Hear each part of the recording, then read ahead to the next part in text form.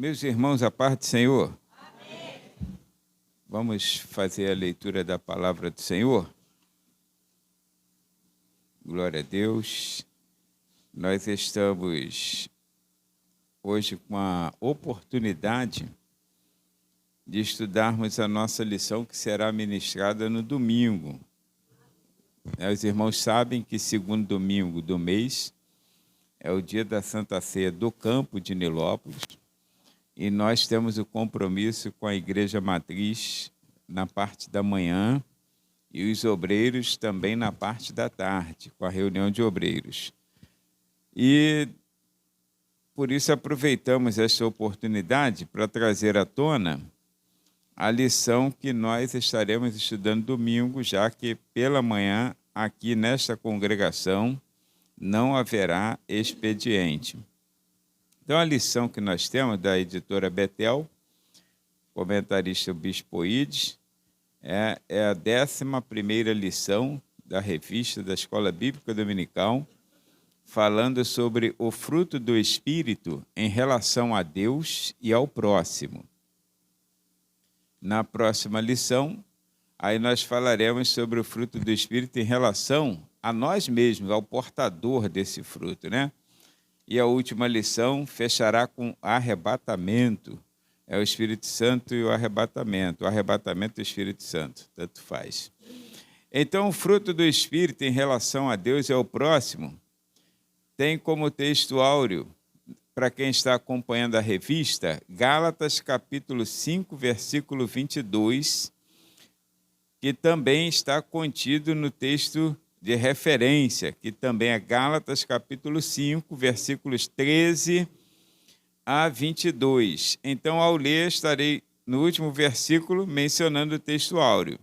E o texto diz assim, para quem está com a revista e para quem está só com a Bíblia, abra a palavra do Senhor em Gálatas capítulo 5, versículos 13.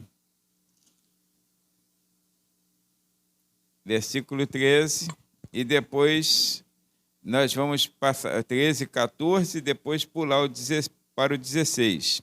Então, 13, 14 está escrito assim: porque vós, irmãos, fostes chamados à liberdade. Não useis então da liberdade para dar ocasião à carne, mas servi-vos uns aos outros pela caridade. Porque toda lei se cumpre numa só palavra, nesta: amarás o teu próximo como a ti mesmo. Versículo 16. Digo, porém, andai em espírito, e não cumprireis a concupiscência da carne. Aí o 22, mas o fruto do Espírito é caridade, gozo, paz, longanimidade, benignidade, bondade, fé, mansidão, temperança. Amém? Pai, em nome de Jesus, obrigado por esta boa palavra que é lida aos nossos ouvidos. E queremos te agradecer por cada pessoa, Senhor, que está nesta casa, nesta oportunidade, que tem um momento para ouvir, ó Deus, emprestar a audição para a tua bondosa palavra, que ministrada neste momento, ó Pai, sob o cuidado do dom da palavra, da sabedoria e do conhecimento, produzido pelo próprio Espírito Santo em nossas vidas. Ajuda-nos a compreender a tua vontade nesta hora. Assim nós te pedimos e somos agradecidos, em o nome de Jesus. Amém. Meus irmãos, se assentem.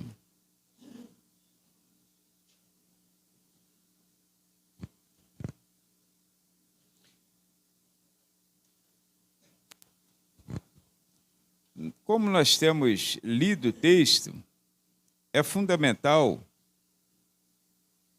nós observarmos, eu já até usei a expressão do texto da verdade aplicada, observarmos, irmãos, que após a conversão, após a nossa conversão, andar em espírito é uma necessidade quase que uma obrigatoriedade, vamos dizer assim, para nós vencermos as inclinações da natureza pecaminosa e manifestar o fruto do Espírito no dia a dia. Muitos de nós experimentamos a conversão, que é a regeneração, o novo nascimento, mas parece que depois dá-se uma preguiça espiritual e a pessoa não quer desenvolver-se na vida espiritual. Porque a vida espiritual, irmãos, dá trabalho. Aí, a inclinação da carne, ela continua. Quiséramos nós que fosse como num passe de mágica, no estalar de dedos, né? Que imediatamente a conversão viesse e então nós mudássemos assim da água para o vinho. Mas não. Você percebe que quando entregou a sua vida a Jesus, você saiu daqui e sentiu uma alegria muito forte no coração, algo que não tinha como explicar momentaneamente. E você saiu muito feliz, extasiado com aquela pressão espiritual, mas você percebeu, logo minutos depois, ou horas depois, ou quem sabe ao amanhecer do dia, que você estava diante da mesma família, estava com o mesmo esposo, com a mesma esposa, os mesmos filhos, os mesmos pais, o mesmo patrão, o mesmo emprego, os mesmos vizinhos. E agora você tem que lidar com toda essa gente que você já estava lidando, mas de uma forma inclinada para o mal. Agora você tem que lidar de uma forma diferenciada, porque agora você começará a aprender que o maior de todos os mandamentos se resume em amar a Deus sobre todas as coisas e ao teu próximo como a ti mesmo. Olha que coisa. Mas Deus é tão bom que Ele deu a capacitação para o crente. Deu a capacitação. Ele não deixa um crente desprovido. Irmãos, tem lugares, eu já trabalhei em empresas, que é assim, já trabalhei em empresa ruim e já trabalhei em empresa boa. Ruim no sentido assim de, não é ruim no sentido de, então não deveria ter trabalhado. Não, ruim no sentido de falta de equipamento, de recursos, de sustentabilidade para o profissional. Mas já trabalhei numa empresa que ao chegar, não foi uma, mais de uma, mas ao chegar, aí você é conduzido para um determinado lugar, eles te dão o uniforme, aí te dão as ferramentas e você vai para o setor trabalhar. Vai trocar teu uniforme e vai pegar tuas ferramentas e vai trabalhar. A ferramenta é da empresa, A ferramenta não é particular. Então, a ferramenta é da empresa, ao final do expediente, tu guardou no armário e tal, e o dia que for embora, você tem que prestar conta. Se num período em que você viver ali, trabalhando, uma daquelas ferramentas se perder, ou então ela se quebrar, você tem que abrir um BO, um boletim de ocorrência, para dar baixa lá e você pegar uma nova ferramenta. Irmãos, isso são recursos que a empresa dá, para que ninguém tenha desculpa que não tem ferramenta para trabalhar. Deus fez isso. Imediatamente a conversão, nós que já falamos sobre o batismo com o Espírito Santo, dons espirituais que pedimos ao Senhor, e são recursos de Deus para nós, mas Deus capacitou a cada crente, quando você se converte, então primeiro que Ele te dá o uniforme. A Bíblia diz em Isaías capítulo 61, versículo 10, que Deus nos vestiu com vestidos de salvação. Imediatamente, Ele te dá o recurso, que são essas ferramentas. É uma mala de ferramentas que você tem, não pertence a você, pertence a Deus. Foi Ele quem deu. O fruto é do Espírito. E está a nosso dispor para nós exercitarmos todos os dias de nossas vidas. Prestaremos conta um dia do que fizemos por meio do nosso corpo, seja bom ou mal. Então, o apóstolo Paulo recebeu essa visão de Deus, eu digo uma visão, agora não como pentecostal, essa revelação, esse entendimento, pronto, melhor, né? Senão alguém vai espiritualizar. Ele recebeu esse entendimento de Deus, também dado pelo Espírito Santo, e ele escreveu a carta aos Gálatas para fazer a igreja entender como era a vida sob a lei e como é a vida sob a graça de Deus. Mas ele disse uma coisa, irmãos, para nós interessante, antes de falarmos sobre o fruto do Espírito, que é essa capacitação. Ele disse tanto no versículo 1 como nesse 16 que nós lemos, no 13, ele disse que nós fomos chamados à liberdade. Irmão, nunca pare assim, de fato foste libertos. O versículo 1. E agora ele fala, nós fomos chamados, ou vós foste chamados, ele está escrevendo para alguém, à liberdade. Não pare nesta parte do versículo e use a liberdade em vão. A liberdade em Cristo nunca foi para fazer o que queremos, e sim o que devemos. A problemática maior é que nós temos muitas pessoas usando da liberdade em Cristo. Eu sou livre, não tenho jugo na minha vida, não é assim? Deus me tirou do jugo da servidão e está usando a liberdade, ou, em nome da liberdade, está vivendo uma vida de libertinagem. Irmãos, ele diz assim, fomos chamados à liberdade, aí fala, mas não useis dessa liberdade para dar ocasião à carne. Porque na hora que Deus te chamou e te libertou, quebrou os grilhões, tirou o jugo da servidão de Satanás, imediatamente ele te deu essa caixa de ferramenta. Tomai sobre vós o meu jugo, não foi assim? Te deu essa condição de você agora viver no mesmo lugar e agora viver uma vida diferenciada. E isso nós chamamos, a Bíblia chama, de fruto do Espírito.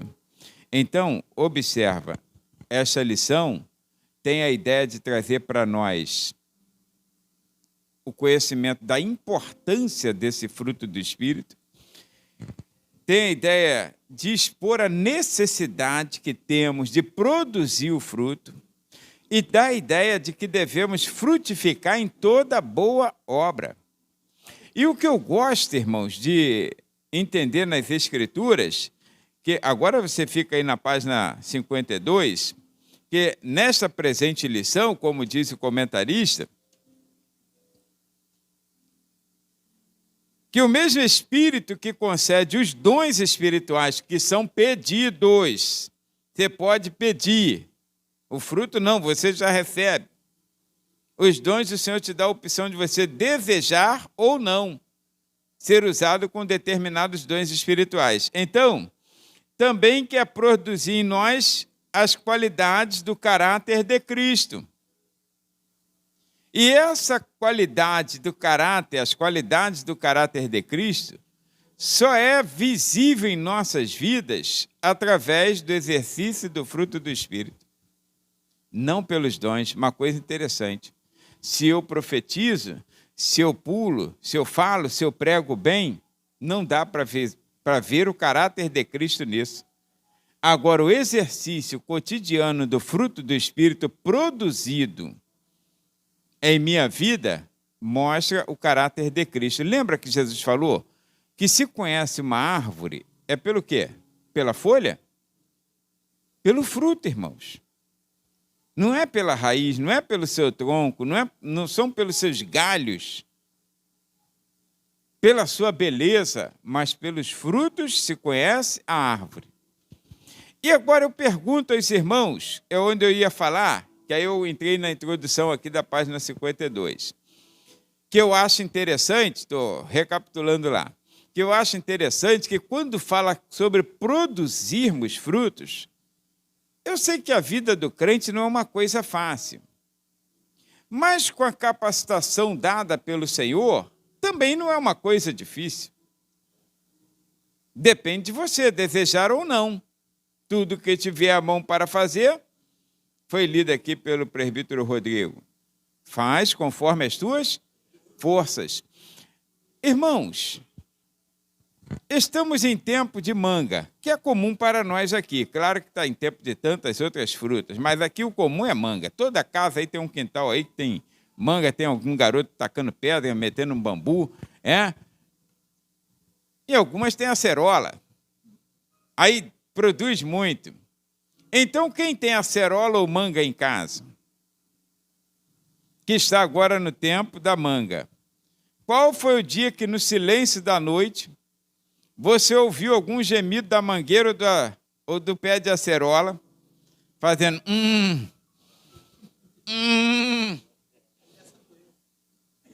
Qual foi o dia? Irmãos, é uma produção tão natural a seu tempo. E a Bíblia diz que nós somos como árvores plantadas junto a ribeiros de água, que dá o seu fruto na estação certa ou própria, irmãos. Cada um aqui, produz frutos cotidianamente, mas na estação própria, ou seja, ao tempo de Deus e não ao nosso, você produz. Então não tem razão de nenhuma dessas árvores se gloriar, tem? Aí, ô jaqueira, tu não está com nada, eu estou cheio de fruto, você não... Não, tem o tempo da jaca. Está entendendo? Tem o tempo da graviola, tem o tempo dessa ou daquela, e todas vão produzir na estação própria. Irmãos, existe o teu e o meu tempo de produzir, mas todos ao tempo de Deus, para que a glória seja dele e não nossa. Aí tanta gente querendo ser glorificado, reconhecido, exaltado, aclamado, ovacionado. Por quê? Porque produz frutos. A glória de Deus, irmãos. Agora, a obrigatoriedade é nossa. Nós fomos plantados junto a ribeiros de água. Aí observa aqui, olha, isso é para produzir o caráter de Cristo em nós e reproduzir essa imagem de Jesus Cristo, mas para a glória de Deus. Olha, o fruto do Espírito, conforme está escrito aqui na página 52, a parte 1 da lição. O mesmo Espírito que aplica nos discípulos de Cristo a obra salvífica do Senhor, que já falamos, concede concede poder para anunciar o Evangelho, que é o batismo com o Espírito Santo, aquele impulso que o Senhor dá, aquele dínamo, aquele start, para anunciar o Evangelho, e concede dons espirituais, capacitando os salvos para a edificação da igreja. Esse mesmo Espírito também produz o fruto com as qualidades do caráter de Cristo, operando e conduzindo-nos no caminho do contínuo e indispensável crescimento e aperfeiçoamento. Então, sendo assim, eu estou lendo aqui a introdução da página 52, lá no número 1. Sendo assim, devemos ter o entendimento de que as 9 virtudes, que eu chamo de ferramentas, referida pelo apóstolo Paulo em Gálatas 5:22, que nós lemos no texto áureo, e no último verso da leitura de referência, são elementos de um mesmo fruto, como se fosse gomos de uma mesma fruta. É uma ordem. Deus não trabalha com nada em desordem, irmãos. Deus é metódico, sabe? Não tem aquelas pessoas que acham que até uma doença, você ficar arrumando assim as coisas, Tudo tem que estar na ordem certa. Não, vamos colocar na ordem, Nada fora de ordem. As coisas, às vezes, tem que estar tudo direitinho. Se a bandeja no pão da ceia, eu me preocupo, tá? Né, Márcio? Eu estava lá em Minas, falei, Márcio, fotografa aí como é que foi arrumada a mesa da ceia aí. Aí ele fotografou. Falei, tá diferente. Eu tinha até passado no croquis para você, não foi? Arruma direitinho, do jeito que a gente sempre arruma. Que é padrão, irmãos, é padrão. Então, essas coisas padronizadas, Deus ele tem prazer nas coisas ordenadas. A gente aprende isso nas Escrituras. Cada coisa no tabernáculo no seu lugar, cada coisa no templo no seu lugar. Nada era fora de lugar. E o fruto do Espírito, irmãos, as coisas de Deus são ordenadas. Aí as obras da carne, aquela miscelânea. Agora, o fruto do Espírito, aí já diz o fruto no singular, entendemos assim, bíblica e teologicamente, que já é por causa da ordem de Deus. É como se tivéssemos, então, um fruto apenas partido em 9 pedaços iguais. 9 pedaços iguais. Ou a ilustração de uma tangerina, de uma laranja, de uma fruta com gomos, né? Que tem 9 gomos, mas é uma só fruta. Você não falou, tenho 9 laranjas. Não. Fala, eu tenho 9 tangerinas. Não, negativo, né? Então, Jesus, irmão, nessa ordem, escolheu-nos. Olha só como isso aí é bom demais para nós. Nos escolheu para darmos frutos.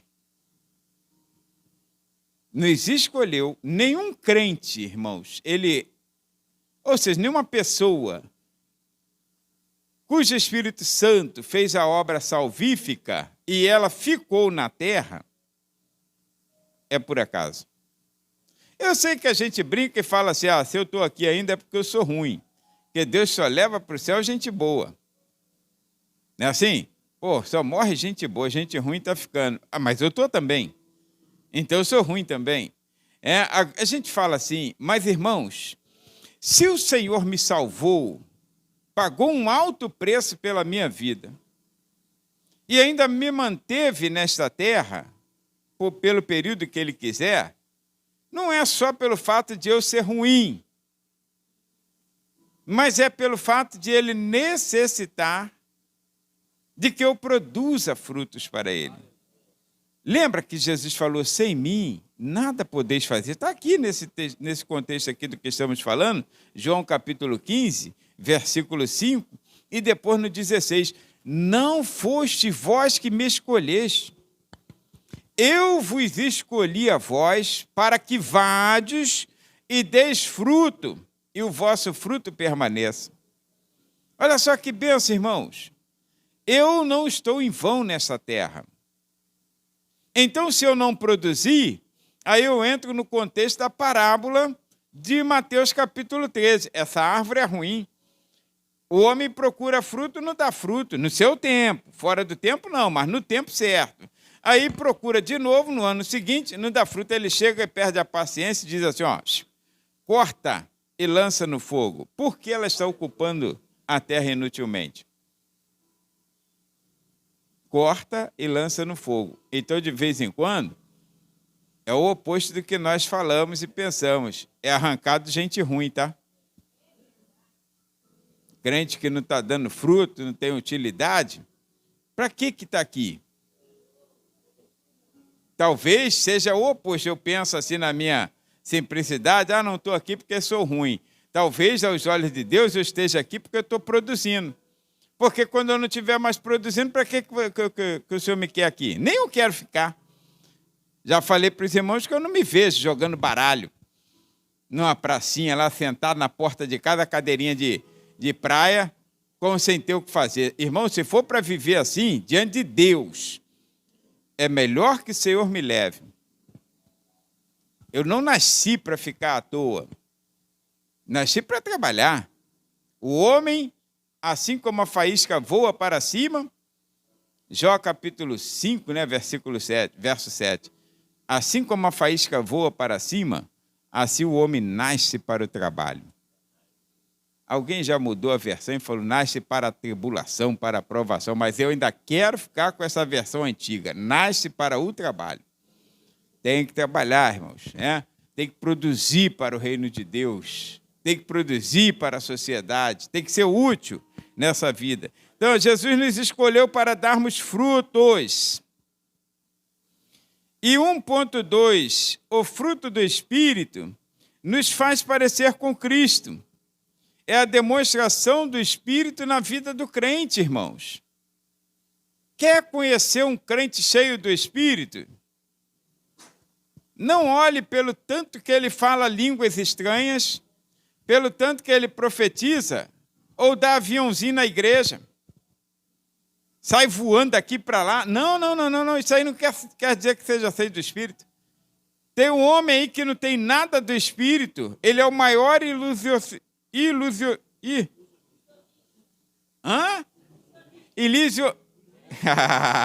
Tá certo. É o homem que pratica a maior ilusão. Olha só, melhorou? Então vamos melhorar essa pregação, né? Artes mágicas. Aí esse homem que não tem nada com Cristo, ele frutua. Ele frutua. É gravado ao vivo assim, olha, um prédio de cerca de 15 ou 20 andares, e ele desceu assim, ó, flutuando, sem nada embaixo. Não quer dizer que uma pessoa que vou voar aqui, levantar voo na hora do culto aqui, estou cheio do Espírito. Tem alguma coisa que pode estar errado. O que demonstra um crente cheio do Espírito, irmãos, é o fruto do Espírito em exercício. Porque o fruto do Espírito, na verdade, demonstra esse caráter de Cristo e a santidade que Deus deseja implantar em nossas vidas. Agora, irmãos, 1.3, passando aí para a gente entender melhor, correndo no que tem que correr para parar onde tem que parar. 1.3, o comentarista fala sobre a ênfase que Paulo deu ao fruto do Espírito. Interessante. Ele expõe que o fruto do Espírito é a implicação natural. Não se pode conceber, irmãos, a ideia de um crente que não vive o exercício do fruto do Espírito. Um crente infrutífero. Não tem, assim, não cabe, sabe? É uma inclinação natural, a implicação natural de uma ação de amadurecimento na vida do crente. Tudo bem, quando você começa, você está engatinhando. Acabou de ser gerado. Então você está meio perdido na vida, né? Não sabe discernir. Uma criança acaba de ser gerada, ela não sabe discernir. Não sabe o que é papai, não sabe o que é mamãe. Só sabe que se o papai chegar, não sei como, mas faz igual o Baby Saur, né? Não é a mamãe. Isso ele sabe. Agora, fora isso, não sabe mais nada. Mas à medida que os anos ou os meses vão se passando, ela começa a discernir que essa aqui que me amamenta é a mamãe. Aquele que só fica é o papai, que aparece de vez em quando no cenário. Aí começa a fazer o discernimento desse, daquele e etc. Irmãos, a vida é assim. E o crente começa realmente meio acanhado. Ele não é produtivo da noite para o dia. Nem se pode exigir isso de um crente novo convertido.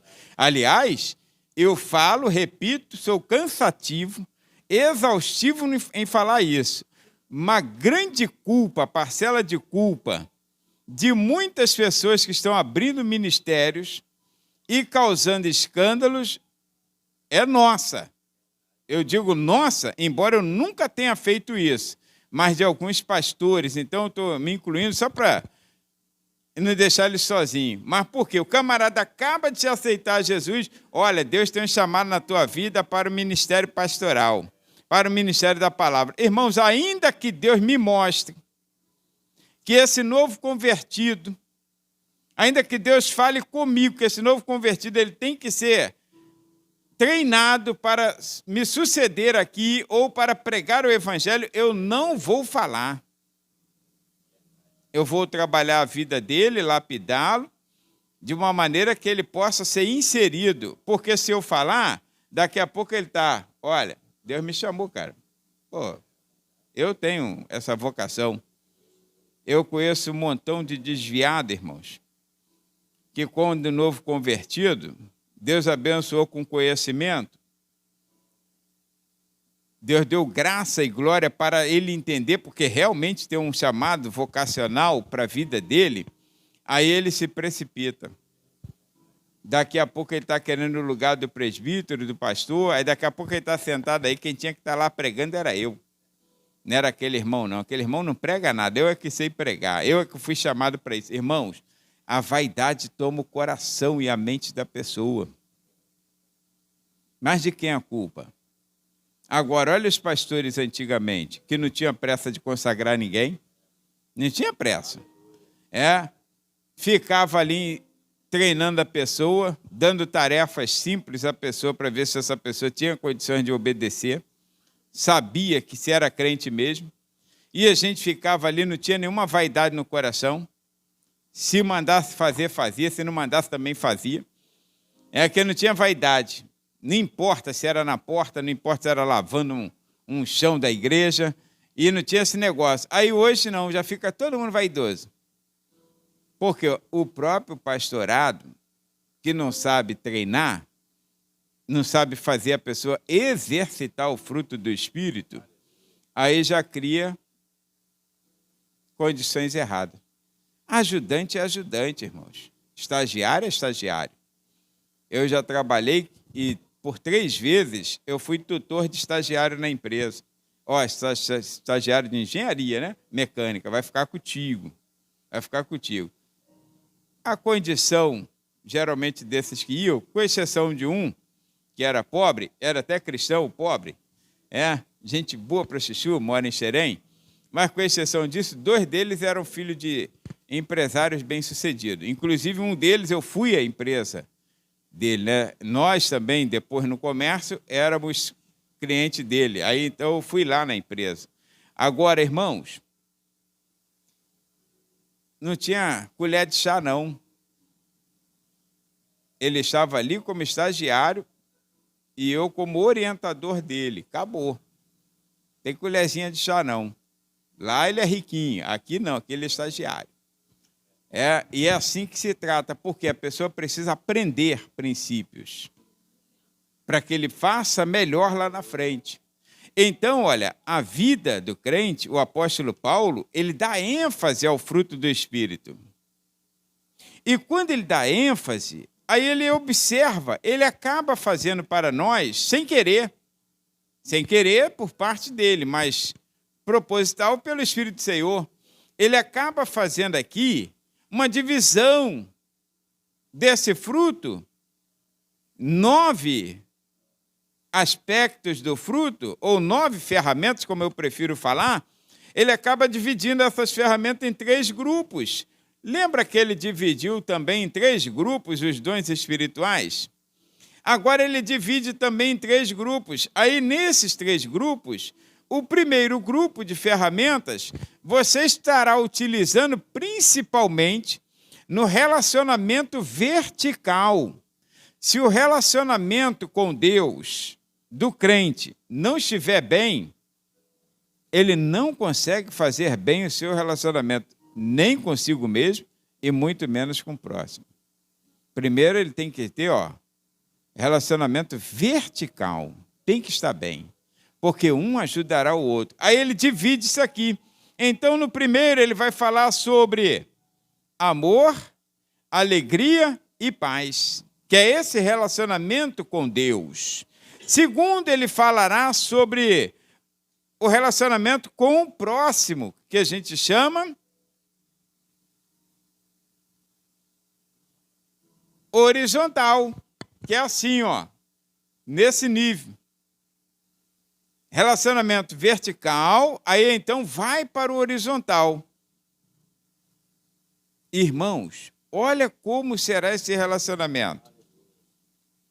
Esse relacionamento precisa das ferramentas longanimidade, para com Deus não precisa.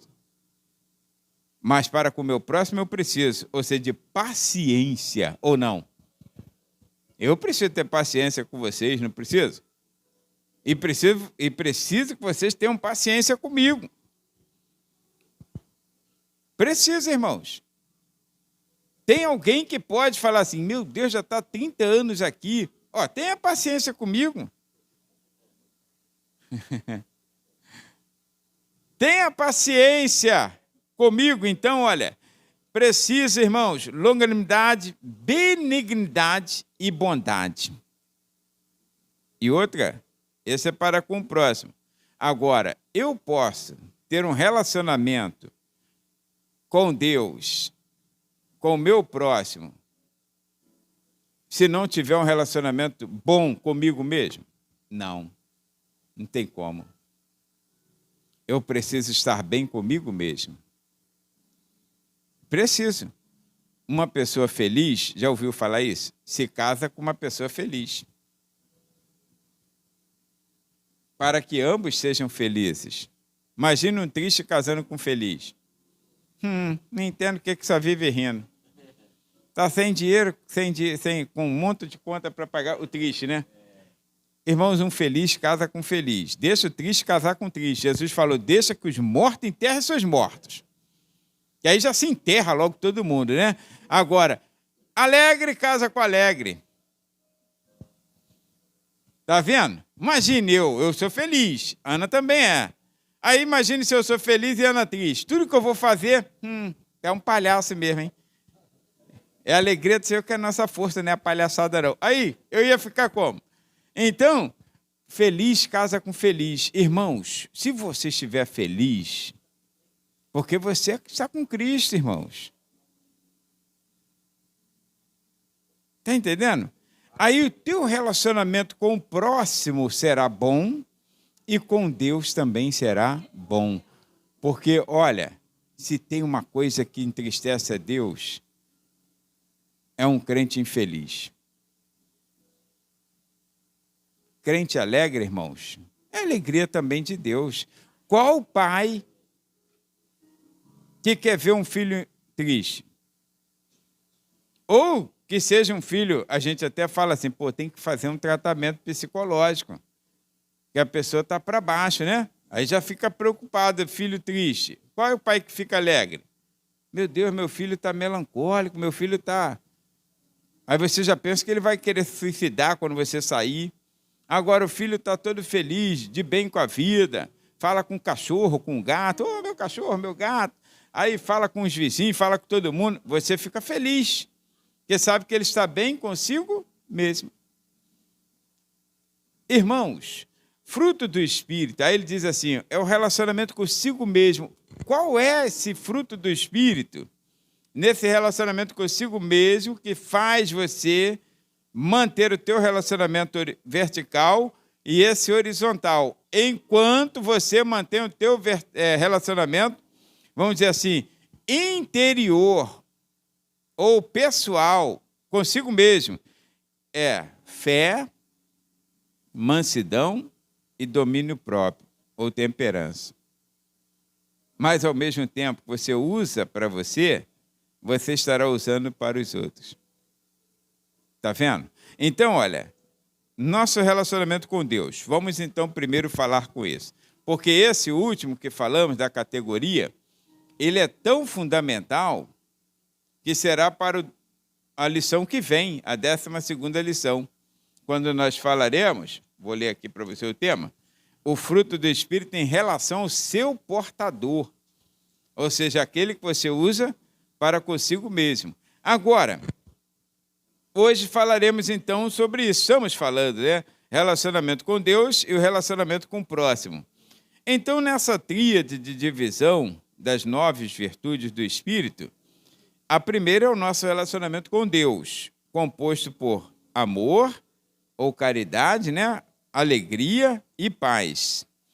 Olha, amor, já tratamos na semana passada uma lição só sobre isso, que é o caminho de maior excelência que o apóstolo Paulo nos conduz, dentro do assunto dons do Espírito Santo. Então, o amor é a maior de todas as virtudes. Todas as virtudes. E esse amor está primeiro relacionado com o vertical. Ou seja, amar a Deus sobre todas as coisas, porque Deus nos ama sobre todas as coisas. Ele nos amou primeiro. Então, olha, o amor aparece em primeiro lugar na relação das virtudes, pois nenhuma das outras virtudes do fruto do Espírito é possível sem o amor. Nenhuma, irmãos. O amor abre as vias para todos os outros frutos vindouros.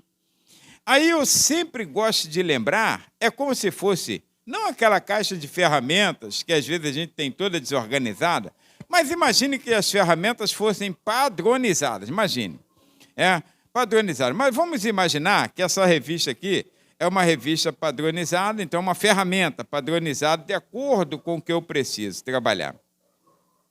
E eu tenho, então, 9 ferramentas parecidíssimas em tamanho, em padrão, né? 9 ferramentas diferentes no seu uso, mas parecidas em seus aspectos, né? Aí eu tenho, e a caixa de ferramenta, ela foi posta para isso mesmo. É a nossa vida, é o nosso coração, o nosso entendimento. Aí, então, o Senhor me dá a primeira. Toma aqui, meu filho. A primeira, qual que eu falei, que está relacionada à comunhão vertical. É a minha comunhão com Deus, meu relacionamento com Deus. Chama-se amor. Aí eu vou, pego com bom grado, dou uma olhadinha, pô, está perfeito estado. Aí coloco ela no fundo da caixa de ferramenta. Está aqui, né? O amor. Aí eu penso que só tem essa, porque o amor cobre tudo. Ele é essencial, é o caminho por excelência. Aliás, o apóstolo Paulo disse que você, tudo que fizer, tem que ser feito com amor. Aí, então, o Senhor não tem mais uma aqui. Aí me dá outra, alegria. Alegria, essa, já tenho 2. Aí eu coloco em cima dessa.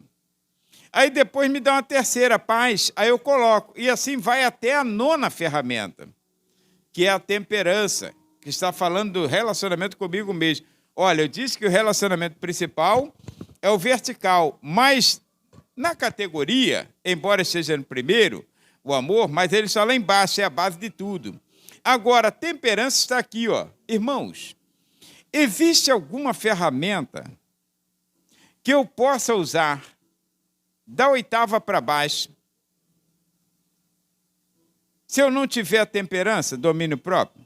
Eu posso usar alguma coisa direito se não tiver domínio próprio? Eu tenho que ter controle da situação. Até um extintor de incêndio, para usar, tem que ser alguém que saiba usar. Senão a pessoa já começa desesperada, nem vai saber tirar ele dali da parede, quanto mais usá-lo. Então, temperança, domínio próprio, fica em cima aqui, ó. Mas como a Bíblia diz que tudo que eu fizer tem que ser feito com amor, eu sou obrigado a usar, ou pelo menos manusear, cotidianamente, todas as ferramentas. Eu quero usar essa, mas eu não posso usar porque o amor precisa. Está entendendo? Porque às vezes a gente tem, quem tem alguma chave por aí, eu tenho vários soquetes, chave-soquete, né? Tem vários, você não consegue usar aquela chave adequadamente. O esperto vai falar assim, mas eu consigo. Erroneamente, todo mundo consegue. Você não consegue usar adequadamente nenhum daqueles soquetes sem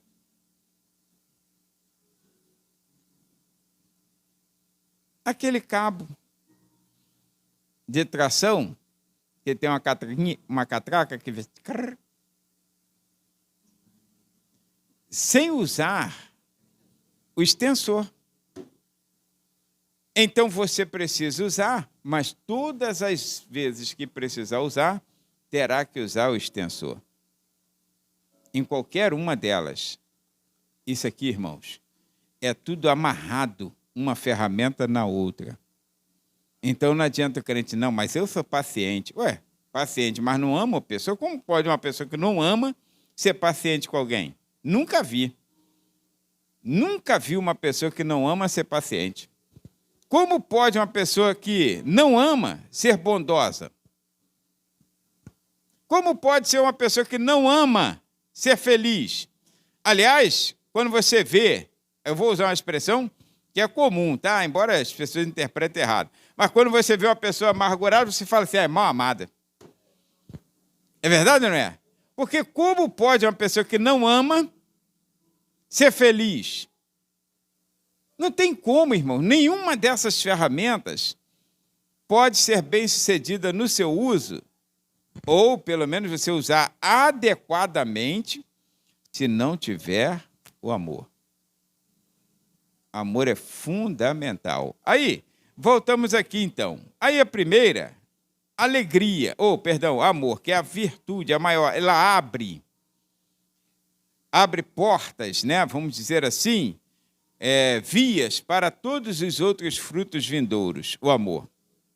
E estamos falando daquele amor que tratamos semana passada, que é caridade, amor prático.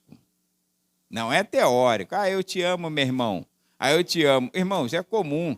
Não para os homens, embora tenha homem também falso, né? Mas tem mulheres que parece que, não se converteu, não. Ela encontra a pessoa na festa, dá beijinho, abraça. Meu Deus, você está linda. Aí quando ela vira, que baranga, meu irmão. Que é isso? Nem reconheci direito. Meu irmão, seja igual nós, homens, né? Caraca, tu tá feio pra caramba, irmão. O que houve contigo? Tem te amassou? É assim que a gente já fala, né? Aí não. Aí dá aquele beijinho e fala, não vou com a cara dela. Isso é uma nojenta, né? Olha, irmãos, não faça isso, não. Não faça isso porque, olha, a caridade não é um amor teórico, é um amor prático. É evidenciado pela tua ação, não por aquilo que você pronuncia, pela tua elocução. Então, ele observa, segundo Strong, que é um comentarista, já falamos sobre isso, essa virtude, ainda não chega lá não. Amor abre vias para todos os outros frutos vindouros. Aí vem alegria, irmãos, que é a alegria que emana de Deus, não é aquela alegria do mundo, não, que a bebida produz, que a bebida deixa o cara alegre, né? O cara sai de casa amargurado, brigado com a mulher, com os filhos, querendo se suicidar, aí ele vai ali no botequim, aí toma uma purinha ali, daqui a pouco ele está alto, aí está alegre, brincando aqui, é só o cachorro que não gosta dele. Tem o cachorro aqui que respeita todos os crentes, mas o bêbado passa ele, corre atrás e não mordeu ele no dia desse. Aí ele chega, aí está todo feliz, falando alto, dando glória a Deus, entra aqui, ó, glória a Deus, né? Está bêbado, está todo alegre. Estava triste quando passou para lá, mas agora está alegre quando passa para cá, vem falando com todo mundo. Porque ele está alto, É uma alegria falsa. Né? Ele está sobre os ditames lá do pecado da bebida, mas essa alegria que nós estamos falando é a mesma do que está lá em relacionada àquela questão da prática do amor, que ele diz aqui, olha, é uma expressão da palavra grega, na verdade, eu já até falei isso, nós lemos chara aqui porque está C-H-A-R-A, mas na verdade seria cara, né? A expressão seria cara, de carisma. De carisma. É que a gente está acostumado, charisma, aquela coisa toda, né? Mas é cara, porque você não fala charisma, ou aquela pessoa ali é muito charismática. Tu fala assim? Eu falo carismática, mas na verdade é a mesma coisa. Charisma ou carisma é a mesma coisa. Então, mas tudo bem. Aí que traduzimos por gozo, satisfação, alegria. Isso vem de Deus, irmãos. Crente é feliz. Mas eu estou passando uma tribulação. Tudo bem, você não vai chegar lá no enterro ou vai falar e fazer igual o Joel faz, né? Aí, pastor, morreu fulano. Aí bota duas carinhas rindo. Ô, Joel, o que houve contigo, né? Bota duas carinhas rindo. Não precisa ser tão feliz assim também, não, né? Bota a carinha chorando lá, uma lágrima caindo, né? Ele bota duas carinhas rindo. Fala, João, o que é isso? É enterro. Então, você não vai chegar no enterro, aí vai ficar rindo o tempo todo, né? Vai ficar sorrindo, vai ficar... Não, você vai entender que aquele é um momento de lamento por uma perda e vai trazer as suas condolências lá à pessoa, né? Mas, ao mesmo tempo, apesar de ser muito paradoxal, o mundo não entende, mas o crente entende. E a gente, às vezes, numa oportunidade, usa essa expressão, irmãos, apesar de eu estar triste pela perda, mas eu estou feliz. Porque, irmão, morrer com Cristo é lucro. Está entendendo? O mundo não compreende isso, mas o crente compreende, não compreende? Olha, irmãos, perder para Jesus é lucro. Perder para o diabo não, é perder mesmo. Aí você pode chorar, lamentar, agora perder para Jesus, tu lamenta a perda porque nós não queremos a separação, a dor da separação. Mas, ao mesmo tempo, você fica feliz porque o Senhor sustentou aquela vida e a Bíblia garante, foi pregada aqui recentemente pelo evangelista Antônio, Lucas 16, a Bíblia garante que o anjo do Senhor leva a pessoa. Aliás, o mais recente foi o presbítero, o Antônio já pregou sobre esse capítulo, mas o mais recente foi o presbítero Marcelo Soeiro, que deu aquele estudo aqui, semana passada, me parece, né? Falando sobre Lucas 16. Irmãos, é conduzido para o seio de Abraão. Então, nós sabemos disso. Aí você fica feliz por dentro. A gente fala assim, olha, terminou, voltou para casa. Essa é a expressão, né? Voltou para casa. Está entendendo? Aí você, claro, tu não ficaria triste, por exemplo, ter alguém na sua casa está contigo, né? Ou seja, você está hospedando aí um neto, um filho, mora contigo. Mas, de repente, a pessoa fala assim, olha, eu preciso voltar para a minha terra, preciso voltar lá para a casa dos meus pais, né? Aí você fica triste porque vai despedir a pessoa que vai fazer falta a companhia, mas, ao mesmo tempo, você fala... Aí, quando alguém pergunta, mas cadê o fulano? Ah, voltou para casa. Tu está triste que voltou? Não. Crente, irmãos, só volta para casa. É o nosso lugar. Nós não somos do mundo. Nosso lugar é lá. E a hora passa. Então, aí, olha, alegria, irmãos. Aí volta aqui, isso que eu ia falar, segundo Strong, essa virtude chamada alegria ou gozo pode ser traduzida como ficar extremamente contente. E só desfruta desta virtude aquele que tem intimidade com Cristo, já que esse fruto é despontado na vida do crente de modo sobrenatural. É algo que independe das circunstâncias. Onde temos um exemplo que a gente cita aqui. Abacuque. Ainda que tudo dê errado, eu, todavia, me alegrarei no Senhor. Está vendo como independe de circunstâncias?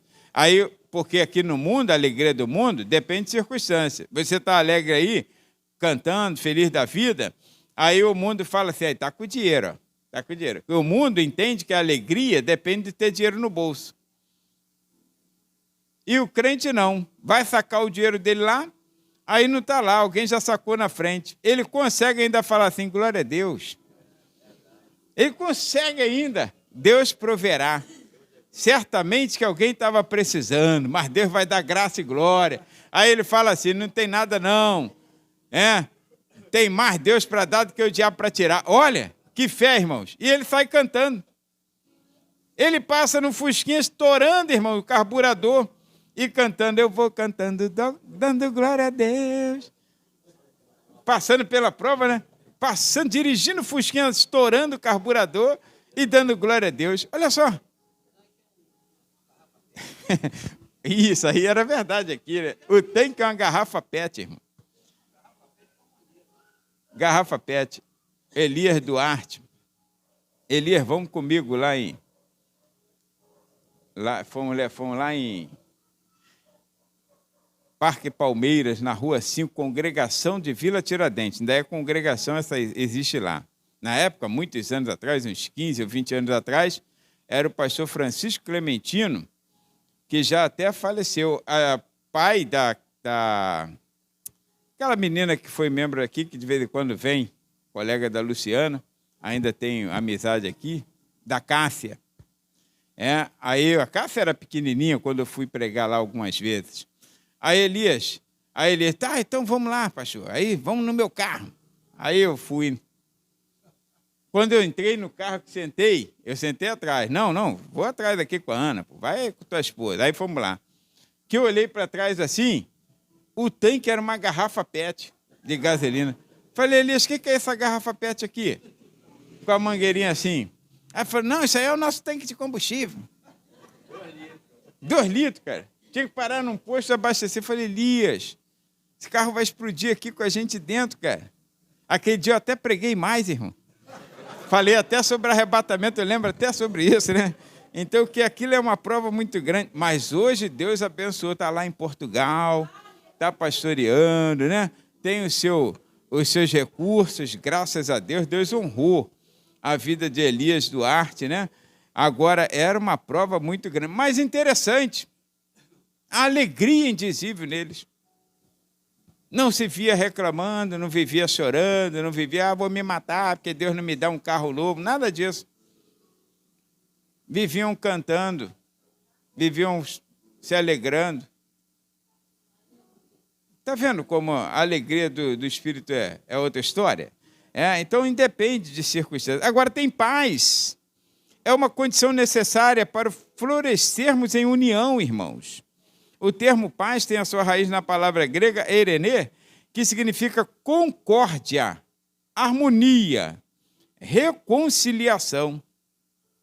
Essa paz que o Espírito promove no coração do crente faz com que, em meio aos vendavais da vida, ele possa estar em paz. Essa é a paz que excede todo entendimento, segundo o apóstolo Paulo aos Filipenses 4:7. Irmãos, o crente é inexplicável. Como ele consegue manter uma tranquilidade em meio a tantas provações. Não tem explicação para isso, é só o Espírito Santo de Deus mesmo.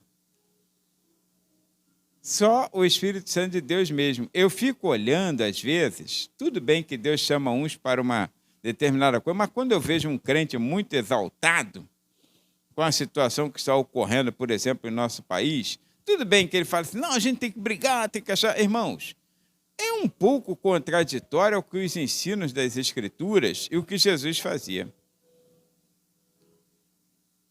Ninguém melhor para expressar o caráter de Deus do que o próprio Jesus. E nós expressarmos o caráter de Jesus. Jesus não brigava por nada. De quem é essa moeda? Ah, é de César. Então dá a César o que é de César. Nós não temos nada com isso, irmãos. A nossa função é produzir frutos dignos de arrependimento e orar pela paz da nossa cidade. Brigar não é nossa função. O crente precisa ser o diferencial. Agora observa, nosso relacionamento com o próximo. Irmãos, a ação do Espírito Santo na vida do discípulo de Cristo visa não apenas a edificação e o aperfeiçoamento do mesmo, mas que cada discípulo, cada crente esteja devidamente capacitado para um relacionamento saudável, edificante e abençoador com o próximo. Por isso que quando o crente ele está Cristo em casa, não está exercendo o fruto do Espírito. Por que ele está em casa? Ah, porque não dá não, cara. Na igreja não dá. Pô, não consigo entender o pastor, aqueles obreiros, aquela coisa, aquela... Irmãos, você não está dando oportunidade a si mesmo de demonstrar o caráter de Cristo. Eu fugi do problema, eu tenho que me relacionar com pessoas. Ah, mas aquela pessoa ali é intransigente. Mas fazer o quê? É melhor do que estar no meio do porco. É o melhor, não é? Pelo menos vocês tomaram banho. Agora, no meio dos porcos. A nojeira que é. Então, você precisa relacionar-se com pessoas. Agora, a paz que Cristo nos dá, esse amor, essa alegria, e agora, irmãos, nesse relacionamento, ele nos dá principalmente nessa categoria a paciência, longo ânimo para com as pessoas. Detalhe importante, assim como eu preciso ter paciência com você, você precisa ter comigo. Porque o problema é que a gente acha que sempre os outros que é o problema. Não fiz nada demais. Mas fez alguma coisa. Quando a gente já fala assim, não fiz nada demais, é porque fez alguma coisa. E, de repente, nada demais para mim. Mas para a pessoa, foi demais. Está entendendo? Então, paciência, é importante que sejamos longânimos, benignos e bondosos para com todos. Portanto, essa longanimidade é suportar a contrariedade do próximo. 3.1 aí, na página 54. Tem a definição de paciência, tolerância e constância. Tolerância. Lembra que Paulo escreveu em Romanos 15:1? Irmãos, o mais forte suporta a fraqueza dos fracos. Você que se julga mais forte, suporta, anda com ele. Olha, capacidade de suportar com firmeza as contrariedades em benefício do outro, ou de outrem, né? Ou do outro, tanto faz. Ser longânimo é suportar a má conduta dos outros contra nós. Então, a má conduta sua em relação à minha pessoa, eu tenho que suportar. Mas você também tem que suportar a minha. Porque, de vez em quando, eu vou ser mal educado. De vez em quando, eu vou ser mal educado. De vez em quando, eu posso usar de grosseria, até, de repente, sem querer, mas posso. Posso usar de grosseria. Então, a má conduta nossa, irmãos, deve, daí para cá e daqui para lá, tem que ser considerada. Não, de repente está de cabeça quente, né? Falou alto hoje, amanhã está mais frio e tal, e a gente conversa com calma. Então, olha, vamos suportar a má conduta dos outros contra nós sem sermos dominados pela ira, explosões de raiva, sentimentos de vingança. Deixa o irmão desabafar. Mas tirou minha autoridade. Ninguém tira autoridade de ninguém, não, irmão. Ninguém tira autoridade de ninguém. Eu já contei aqui que um irmão foi lá em casa, na porta de casa, por um trabalho mal feito aqui. Eu não tinha culpa no cartório, mas ele desabafou no portão de casa lá. Falei, meu irmão, deixa eu acabar de me arrumar, falta pouco. Eu já estou descendo, a gente resolve isso lá na igreja. Aí aqui também ele descascou. Aí o vice que tinha aqui, que era um pouquinho brabo, falou assim, pastor, o senhor tinha que excluir ele na hora. Tem que disciplinar. Falei, está de cabeça quente. Se eu estivesse no lugar dele, também estaria. Que botou uma tenda aí, grandona, gigantesca, aí com aquele pastor que faleceu, o Roberto Espíndola. E a tenda, aí eles não pediram autorização do corpo de bombeiro. Aí os vizinhos reclamaram, ficaram com medo daquele troço gigantesco aqui na rua. Eles reclamaram, aí chamaram a polícia ali, aí o policial veio, aí eu tive que vir lá explicar a situação. Aí pedi, aí falei, não, pode ficar tranquilo, sargento, eu vou tirar, vou pedir para tirar. Realmente não tem a documentação, expliquei que a situação. Aí o pastor, que era o responsável, tirou o corpo fora. Aí o outro ficou, que era o líder do departamento da Secretaria de Missões, que o trabalho era de missões, ficou exaltado demais, mas depois, passados uns 3, 4 dias, aí veio aqui, me pediu desculpa. Eu falei, não, meu irmão, tá tudo na benção. Tudo na benção. Nem uma santa ceiazinha de reprovação, porque se eu estivesse no lugar dele, talvez eu fizesse o mesmo. E não tirou minha autoridade, não. Continua aqui. Tá? Continua aqui. E às vezes você toma uma atitude como se fosse imbatível. E de repente você faz até pior. Quando chegar a tua vez. Então tenha paciência, irmão. São pessoas, somos humanos, somos falhos. Podemos errar, tá? Não devemos, mas podemos. Então, olha, aí diz aqui, irmãos, o crente que possui essa virtude da longanimidade, da paciência, não deseja tudo para hoje. Ele sabe esperar o tempo oportuno. Eu não desejo tudo para hoje. Basta cada dia o seu mal. Deus me deu hoje, amanhã. Se eu acordar, no dia chamado amanhã, que na verdade nem existe, né? Nem existe. Existe o hoje. O ontem já se passou, o hoje é que estamos vivendo, mas a gente faz planos. Aí se amanhã eu acordar, aí eu tenho que falar como todo dia eu falo de manhã. Esse é o dia que o Senhor nos deu. Alegremos-nos e regozijemos-nos nele. Esquece de ontem, esquece de amanhã. Se alegra hoje. Tá? Viva hoje. Aí, benignidade, 3.2, é o amor mostrando compaixão.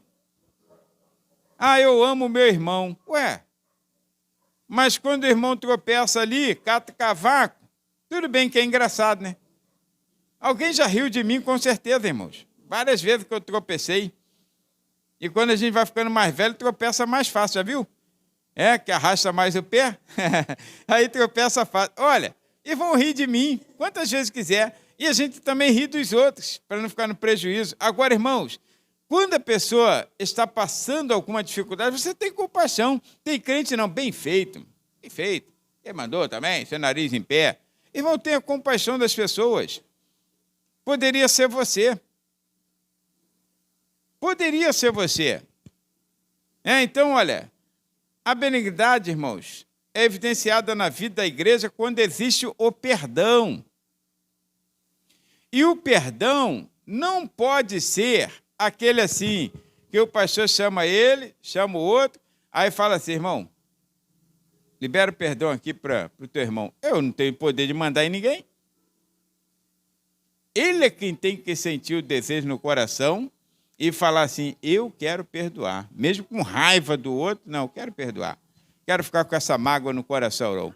Porque quando você faz isso, aí eu já contei para vocês que é como dois meninos, na hora de dormir. Estão lá brigados, são irmãos brigam, né? Aí estão lá brigados, um de cara feia com o outro, a mãe querendo, preocupada com aquilo, falam, não, vocês são irmãos, tem que se falar, não vou falar não. Ah, perdoa seu irmão? Não vou perdoar, que ele fez isso, aí começa aquela briga. Ela falou, ó, se vocês morrerem hoje, vai ficar ruim. Aí falou que eles iam para o inferno e tal, aí então, se conserta com seu irmão. Aí foram lá e se abraçaram. Quando se afastou, cada um foi para sua cama e falou, mas se eu não morrer amanhã, ó. Que perdão é esse? Perdão tem que vir do coração, irmãos. E um dos frutos, né, dessa característica do fruto do Espírito, que faz isso é a benignidade, que se traduz em compaixão. Compaixão. Aí você libera o perdão para as pessoas. Errar é humano, não é verdade? Então, olha, aí vem a bondade, olha, é a destreza do amor, irmãos.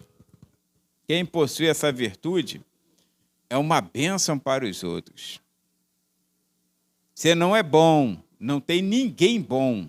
Lembra que Jesus falou, por que me chamas bom? Falou para aquele moço, ninguém é bom. Porque bom é Deus, irmãos. Bom é Deus, como o salmista dizia, né? Bom é o Senhor, a sua bondade dura para sempre. Bom é Deus, na essência é bom. Agora nós, irmãos, quantos males nós praticamos? Às vezes não temos coragem de dar um tapa na cara de alguém. Mas quantas vezes desejamos? Pô, se eu pudesse. Né? Uns desejam mais do que os outros, né? Mas todos nós desejamos, né, Dalvi? Então, desejamos porque nós não somos bons, a nossa natureza é má. Agora, irmãos, a bondade, que é esse fruto do Espírito, em relação ao nosso próximo, e não adianta você falar que é bom consigo mesmo, no espelho. Pô, você é bom mesmo, hein? Eu sou bom no espelho. Não, você tem que falar, demonstrar isso para com o teu próximo. Aí, olha, é a virtude do fruto do Espírito. Essa virtude é presenciada em nossas vidas através de nossas ações de bondade. E não é aquela ação eleitoreira, não, tá? que você vai dar para ganhar um voto daquele ali. Estão vendo? Estão vendo? Ó, filma aí, tá? Filma aí o que estou fazendo. Não. É aquela ação que você nem percebe que alguém está olhando e você está abençoando o seu próximo, está ajudando o seu próximo. Sem ninguém saber. Porque o que a mão direita faz, a esquerda não precisa saber. Está vendo como o fruto do Espírito, na bondade, você ajuda o teu próximo sem querer o louvor? Agora, irmãos, aquele ali eu sustento ele, irmão. Aquele ali, se não fosse eu para ajudar ele, eu sou o canal de Deus na vida dele, canal de bênção de Deus. Não precisa, irmãos. Não precisa. A água chega à tua torneira. Você limpa a torneira. Deixa ela bonita. Fala, essa torneira é bonita. Tem torneira que é bonita, né? E eu gosto da minha torneira. Então, aí eu limpo, né? Todo dia que eu lavo a louça, eu dou uma caprichada nela e fico olhando assim, pô, essa torneira é bonita. Eu, estou falando de mim. Eu gosto daquela torneira. Foi eu que comprei, foi eu que escolhi, então eu gosto dela. E é boa. Aí, então, eu limpo direitinho, fica brilhando assim, falei, é bonita, né? Agora, alguma vez eu elogiei o cano que traz a água até a torneira. Eu nem sei mais que marca é que eu coloquei. E ele está ali tanto tempo me servindo. Torneira eu já troquei, sabia? E vou trocar, mas a encanação está lá, ó. E eu nunca elogiei, pô, esse cano é muito bom. Se não fosse essa tubulação, nem lembro disso. Mas tu olha o chuveiro, fala, esse chuveiro é bonito, né? Aí tu gosta dele, tu limpa, o cano está lá, ó. Canal de bênção, literalmente, você nem dá ouvido a ele, nem dá atenção. Irmãos, seja como esse cano,